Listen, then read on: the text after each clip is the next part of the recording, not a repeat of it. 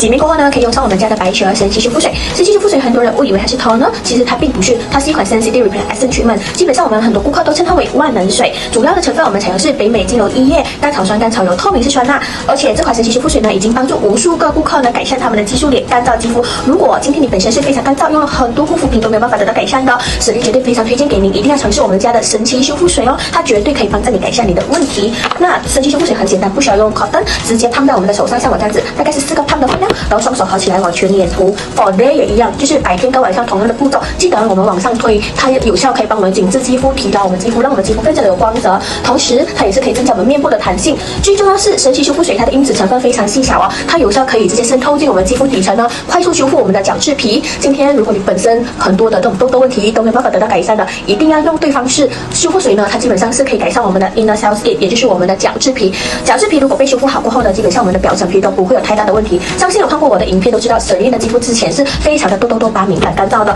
也是用了这个神奇修复水呢，大大的改善。如果今天你的面部是非常的干燥，建议一定要用2遍，以达到最好的这个效果。像我这样子，双手合起来往全脸涂 ，make sure 你的神奇修复水一定要涂到它完全被吸收为止，才用我们的亮白霜。神奇修复水呢，基本上它是直接让我们的角质皮喝够水分的。如果今天你的神奇修复水没有干，直接用亮白霜的话，它的效果并不理想。一定要用对方式。所以呢，今天一定要跟对我Celine家的方式，只要用对方式，你的皮肤再烂、再敏感、再干燥的，通通可以被改善。可以看一下，用了神奇修复水呢，我们的面部会有光泽度，而且它也是会有透亮的感觉。之后再用上我们的亮白霜，用了这个sensitive repellent treatment是不需要用 toner、moisturizer、serum、hydrating、ampoule mask， 通通都不需要的，只是单单用它就已经很足够了的哦。如果有任何不明白，欢迎向我们做交流，谢谢，拜拜。